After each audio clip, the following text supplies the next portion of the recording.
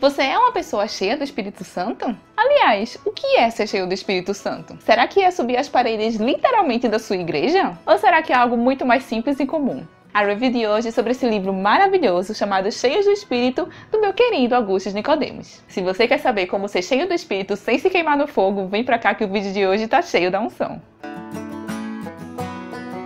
Oi gente, tudo bom? Pra quem não me conhece, eu sou Manuela Moraes, ou Manuzinha nas redes sociais. E se você tá chegando por aqui agora, se inscreve aqui embaixo e não esquece de ativar o sininho. Como eu já comentei, o livro de hoje chama-se Cheios do Espírito. Ele foi escrito pelo Augustus Nicodemos e publicado pela editora Vida. Sabe aquela coisa de um livro pequeno que tem um conteúdo maravilhoso que muda a sua visão sobre as coisas? Esse é um excelente exemplo. Ele tem apenas 86 páginas, mas eu garanto a você que ele muda completamente a sua visão sobre o que é ser cheio do Espírito. Neste pequeno ensaio, o pastor Augustus faz uma análise clara e objetiva sobre o que é ser cheio do Espírito Santo, em contraste com o que a igreja passou a achar que é ser cheio do Espírito. Nesse sentido, ele fala bastante sobre o movimento neopentecostal que se alastrou pelo mundo, na década de 90. Ele fala bastante sobre essa década para citar algumas ações, alguns movimentos, alguns moveres que começaram a acontecer e que as pessoas começaram a associar ao Espírito Santo, mas que na verdade não tem muita base bíblica. Mas afinal, o que é ser cheio do Espírito Santo? Nicodemos divide sua resposta em 7 capítulos. O primeiro capítulo fala sobre o texto que Nicodemos utilizou para construir toda a sua argumentação. E esse texto está lá na carta de Paulo aos Efésios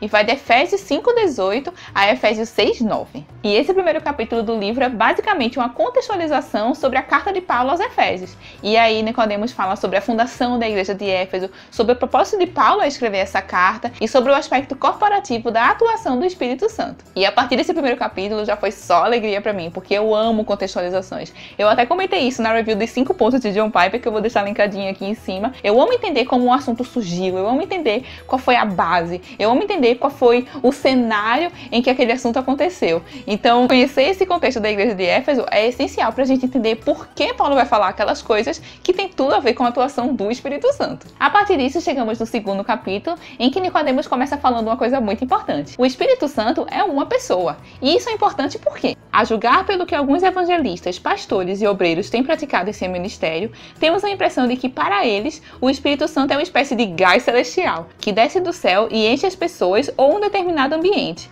ou ainda um líquido divino, que é derramado sobre as almas, vistas como uma espécie de recipiente vazio. E quando você lê um trecho desse, você para refletir o quanto que realmente a atuação do Espírito Santo começou a ser reduzida a uma coisa bizarra, sem nome e completamente mística. Isso é um absurdo. Ele é a terceira pessoa da Trindade. Não podemos tratá-lo como uma coisa etérea e abstrata que não tem sentido nenhum e que só serve aos nossos interesses. E aí Nicodemos volta para o texto em Efésios, que começa com o seguinte versículo: Não se embriaguem com vinho que leva à libertinagem, mas deixem-se encher pelo Espírito. Ele segue dizendo que o que Paulo quis dizer nessa passagem foi que nós deveríamos nos entregar ao domínio do Espírito Santo. E se nós estamos entregues ao domínio do Espírito Santo, qual é o principal fruto que isso vai gerar? Santidade, obviamente. Nicodemos dedica uma parte desse capítulo para falar sobre as reações físicas diante do sobrenatural. E ele aproveita para comentar que o que aconteceu em Atos, quando os discípulos receberam o Espírito de Deus, foi uma coisa específica que aconteceu em um momento específico, dentro da história de salvação. E finalmente chegamos no capítulo que responde a pergunta que todo mundo quer saber: como ser cheios do Espírito? A primeira coisa que Nicodemos faz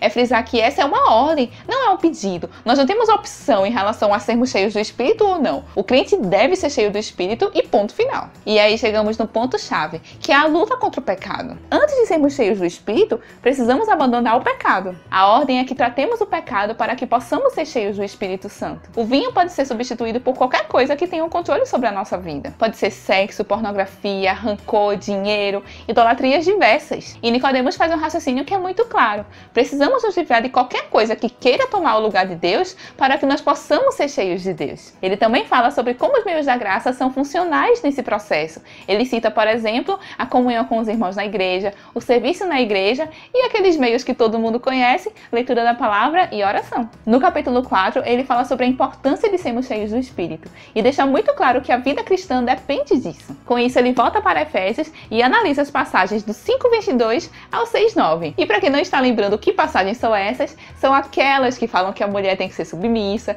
que o homem tem que amar a mulher como Cristo amou a igreja, que os filhos devem ser obedientes aos pais, que os empregadores devem ser justos com seus servos, Deus. E Nicodemos fala que tudo isso é apenas um reflexo do que tem no versículo 21. Sujeitem-se uns aos outros, por temor a Cristo. E em seguida ele mostra que todas essas características são funções do mandamento encheios do Espírito e que tudo isso serve para analisar se realmente há ação do Espírito Santo em uma igreja ou em uma família. E isso é maravilhoso, porque tira todo o misticismo da coisa, tira toda a abstração, tira todo até sentimento de medo por a gente não conhecer o que vai acontecer, por a gente achar que está sujeito a uma força misteriosa. A força misteriosa faz com que nós sejamos santos, e a santidade está expressa na palavra. Não é uma coisa etérea, não é uma coisa que não conseguimos entender.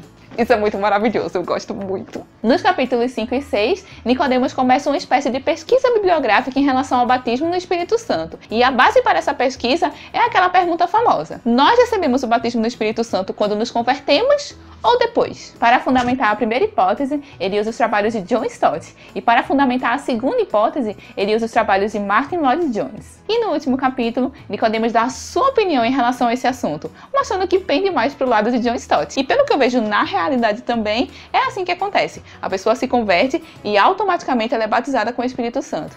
E eu devo dizer que saber disso tirou um peso gigantesco das minhas costas quando eu comecei a conhecer a teologia reformada. Como eu já falei em vários vídeos aqui, eu cresci em uma igreja neopentecostal. E nessa igreja tinha aquela coisa de que o principal sinal do batismo com o Espírito Santo era você falar em línguas. Quando você estivesse falando em línguas, significaria que você recebeu o batismo com o Espírito Santo. Sendo que eu nunca consegui falar em línguas, eu nunca consegui pronunciar aqueles sons, então eu me sentia muito mal, porque eu achava que eu não tinha o batismo com o Espírito Santo. Então quando eu conheci essa teoria, que é uma verdade bíblica, quando eu conheci essa visão dos fatos, um peso gigante saiu das minhas costas e minha vida cristã ficou ainda mais leve. E na conclusão do nosso livrinho maravilhoso, como já era de se esperar, Nicodemos traz 5 aplicações de tudo isso que aprendemos. Eu vou citar 3 delas. A plenitude do Espírito Santo no Novo Testamento é mais compreendida em termos grupais do que individuais. O sinal da plenitude é santidade e não necessariamente tremedeira. E ser plenos do Espírito Santo é vital para o prosseguimento da igreja. E com isso, Nicodemos termina esse livro que eu considero essencial para a gente entender toda essa questão sobre a plenitude do Espírito, sobre o batismo com o Espírito Santo. Sendo escrito por Augusto Nicodemos, eu não preciso nem falar que a linguagem é extremamente clara, extremamente objetiva. A leitura desse livro é sensacional, super fácil, dá para você ler super rápido. Eu vejo que ele realmente tem o dom de explicar assuntos profundos e complexos de uma maneira simples, de uma maneira clara, de uma maneira objetiva. E isso se mostra claramente nesse livro. E é por isso que eu recomendo muito para vocês. Para quem quiser comprar, eu vou deixar um link aqui embaixo na descrição. Se esse vídeo foi útil para você, compartilha com seus amigos, compartilha naquele grupo do WhatsApp, compartilha nas redes sociais e não esquece de me seguir nas minhas redes sociais também. Os links estão aqui embaixo. Que Deus abençoe muito vocês, um beijo gigante. Até semana que vem.